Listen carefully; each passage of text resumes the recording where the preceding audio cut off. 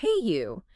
You've sent us such a compelling collection of information this time. It really makes you think about something we all do, something so deeply personal, our dreams. It really does. But have you ever paused to consider the possibility that those incredibly intimate dreamscapes might not be entirely yours? Hmm. Or even more strangely, that they could represent a valuable resource within you, something unseen and completely unknown to your waking mind. That's a genuinely intriguing question, isn't it? And the material you've shared, well, it certainly takes that idea into some fascinating, maybe even slightly unnerving territory. Right. We're looking at this concept of a hidden operation, Uh-huh. a clandestine system where dreams aren't just experienced privately, Yeah. but are actively harvested, bought, and sold on what's described as a transdimensional black market. Quite a mystery to unravel. It is, and at the heart of this mystery, we find some key players. There's this shadowy organization called the Dream Market, Oh, and then this almost corporate-sounding term, GMEX, which acts like an operational code, yeah. or maybe a watermark. Okay, DreamX. Got it. Pulling the strings, apparently, are these transdimensional intellects who function as brokers. Right, the brokers. And then, offering a glimmer of hope, we have the Lucid Resistance. The good guys, maybe. Maybe. So our mission in this deep dive is to really understand the nuts and bolts of this dream market. We need to figure out how it supposedly works. The mechanics of it. Exactly what the implications are for us, as the dreamers, and what this resistance is all about. Okay, let's dive in. Okay, let's get into this unsettling notion that our dreams might not be entirely our own. The source material opens with this really creepy feeling, the sense that some dreams just feel off. Yeah. Too vivid, too precise, I think it said. Precisely. It even throws out this chilling thought, you weren't dreaming, you were being watched. Ooh, that's a pretty powerful way to start. It immediately taps into this, primal anxiety about the boundaries of our own minds. Totally. The loss of control over something so fundamental. Exactly. The narrative then introduces us to Dr. Talia Marek in Munich. She's developing this incredible sleep imaging technology called Neuroveil.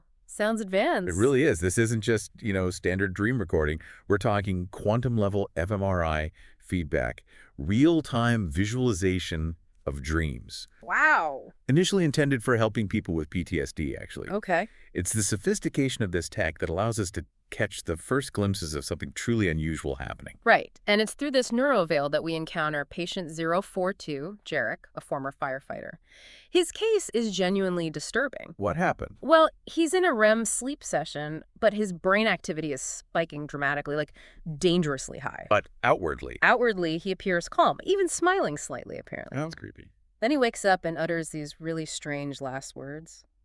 They're buying them, the people in the walls of sleep. The people on the walls of sleep. Mhm. Wow. And then he tragically passes away. It paints this really unsettling picture, Calm exterior, intense internal process, and those cryptic words. Precisely. And Talia, being the dedicated researcher she is, she meticulously reviews Jarek's dream recording from the neuroveil. What does she find?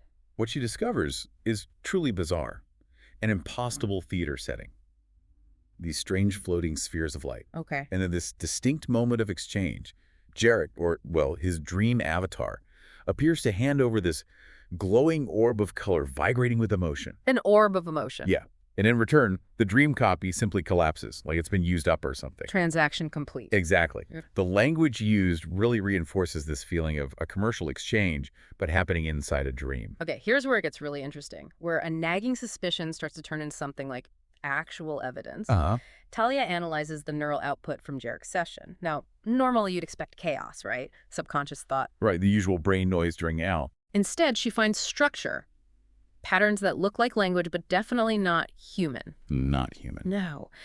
And this repeating sequence, this code Dremex, appearing almost like a digital watermark embedded in his brain activity during the dream. Dremex again. Hmm. Okay, that's a pretty significant leap. It moves beyond just feelings about weird dreams. Right into data. Strange data, but still data. Exactly. And Talia doesn't stop there. Her investigation expands. She starts looking for similar inexplicable anomalies in sleep labs around the world. And she finds them. She does. What she uncovers is deeply concerning. Reports of identical dream structures across different people who have no connection. Oh. Patients exhibiting this strange emotional flatness after certain therapy sessions. Emotionally void. Okay. And these REM deprivation shock deaths that seem to be systematically covered up. It starts to paint a picture of a much larger, coordinated, and potentially harmful operation. Wow. Okay, so it's widespread. This is where Rowan enters the picture, right? This mysterious lucid diver figure. Yes, Rowan. He contacts Talia through encrypted online forums, claims he can intentionally infiltrate these structured dream spaces. Intentionally? How? Well, there's this detail about a scarab-like implant he has. Adds this sort of mystical but also techy element to it. The tech mystic. Okay. His perspective becomes incredibly important because he claims to have firsthand experience of what's really going on inside these harvested dreams. So what does he say is going on? What is Dremex? Yeah, Rowan's explanation is absolutely pivotal. He reframes them not as like aliens in the classic sense, Okay. but as trans-dimensional intellects. What?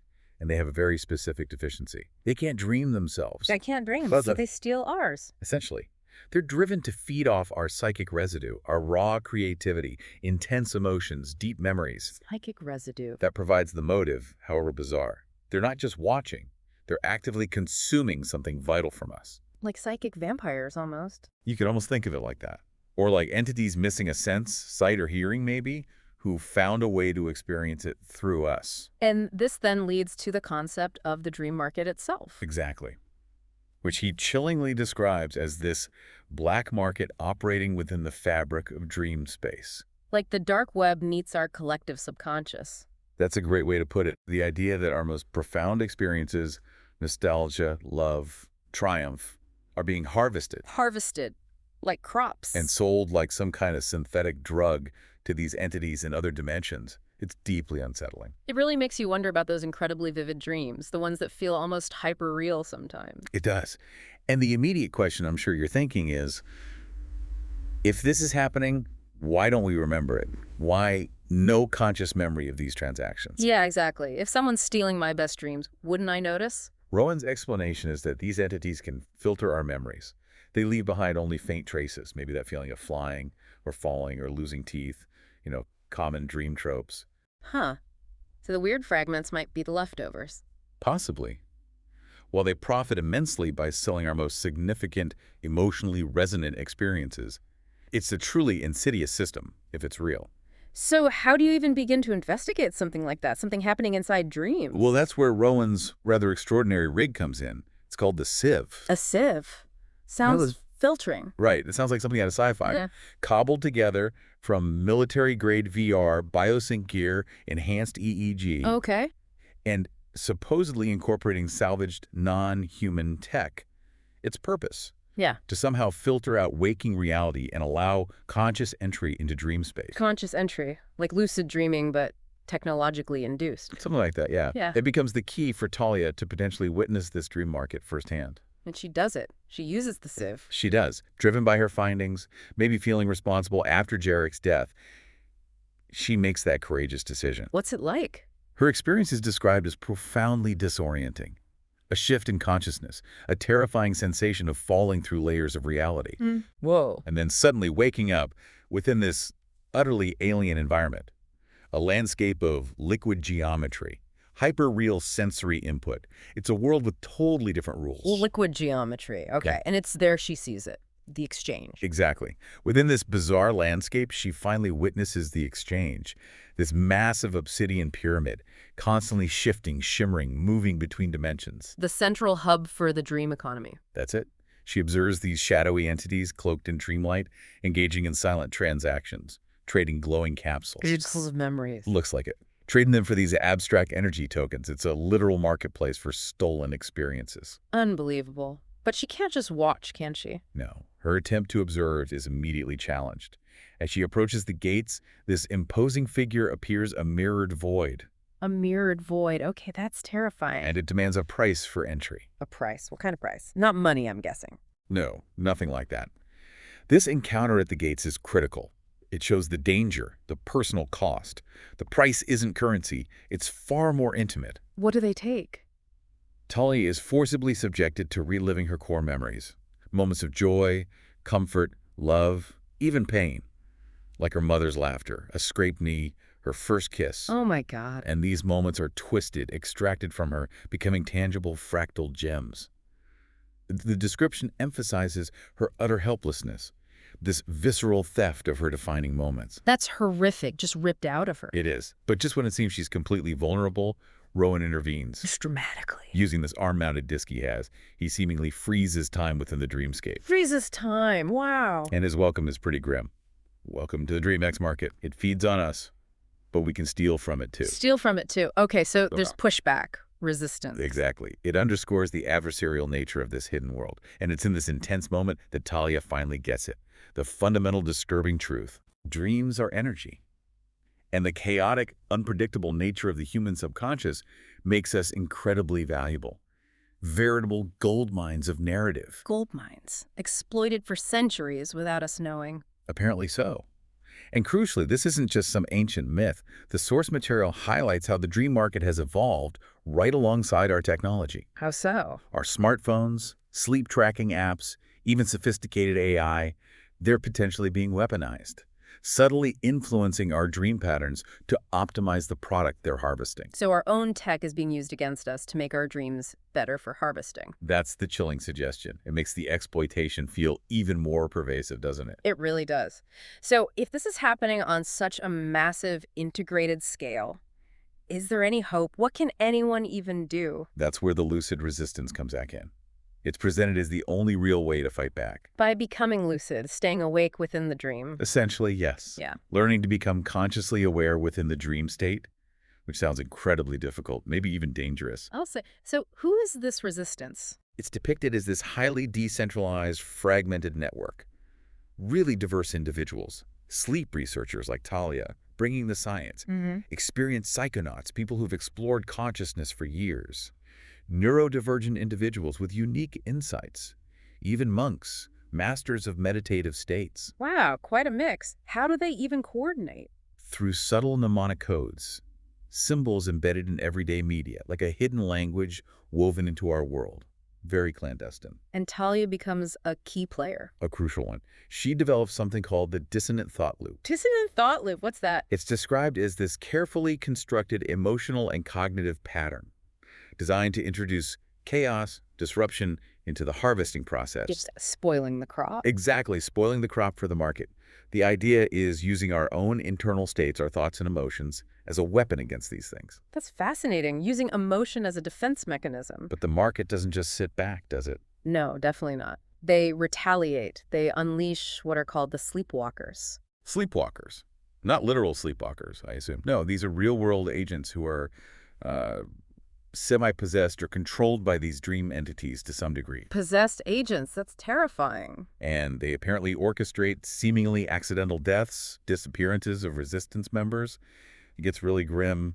The fight spills out into the waking world. So the stakes get incredibly high, real physical danger. Absolutely. No one is truly safe. But Talia keeps going, despite the danger. She does. She makes a crucial breakthrough, painstakingly tracing the pathways of these dream transactions. Following the money or the dream energy? Something like that. Tracing it back to the ultimate source, the central vault. The central vault. What is that? It's described as this metaphysical server at the core of the exchange, where the highest value, most potent dreams are stored. Like they're Fort Knox of stolen dreams. Pretty much. And the Resistance's ultimate goal becomes breaching it, releasing the stolen dreams back to everyone. A massive, audacious plan. With huge risks, I imagine. Monumental risks.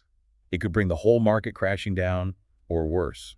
And Talia leads this final dive into the vault. Yes. It's depicted as intensely personal, very emotional for her. The dream vaults themselves are shaped like individual lives, still pulsing with the original emotions. Shaped like lives. And the emotional impact is huge when she finds her own stolen memories there. Especially seeing her mother's face, hearing her laughter again. It brings her to tears, even in that surreal space. I can only imagine finding pieces of yourself stolen and stored away. And it's in that moment, that intense personal connection and grief, that she triggers the failsafe. The dissonant thought loop. Yes, now encoded deep within her own neural signature. Yeah. And she does it with this incredibly powerful, defiant declaration. I remember. I remember. Powerful words. What happens then? The consequences are immediate, catastrophic for the market. The vaults crack, shatter, the entities scream in agony, fury. The whole dream reality shakes as their stolen currency burns away. A total collapse. But what about Talia? It comes at a tremendous personal cost. She's described as being torn apart by the collapse, a sacrifice. Oh, wow. So she doesn't make it back. Physically, perhaps not in the way we understand it, but crucially, her memory and the impact of her actions survives. Her memory survives. What does that mean for the world? The aftermath has this ripple effect globally. The material suggests a widespread return to genuine, untamed, unpredictable dreaming. Like the filter is off. Exactly. Sparking this resurgence of creativity, courage, rediscovered joys in people's waking lives. That's incredible. A tangible effect. And there are these subtle hints of ongoing change. Anecdotal stories of spontaneous lucid dreaming becoming more common, and these fleeting glimpses in dreams, maybe even waking moments of a mysterious woman with violet eyes under a violet sun. Violet eyes. Talia. It's implied, whispering a message. You are free now. Wow. That gives me chills. It's a hopeful note, definitely. But the narrative is realistic, too. It acknowledges that an entity like the dream market probably still exists. Wounded, maybe, but not gone. Right. Too big, too weird to just vanish. But the resistance, ignited by Talia, also endures, suggesting this ongoing, silent battle for the freedom of our own subconscious minds. A silent war fought in dreams. Which brings us back to the listener, doesn't it? It does. Could your own dreams be subtly different now? Maybe richer, more vivid? Could you, maybe unknowingly, be part of this silent resistance every time you close your eyes? It makes you want to pay closer attention, doesn't it, to those strange landscapes that unfold in your mind each night.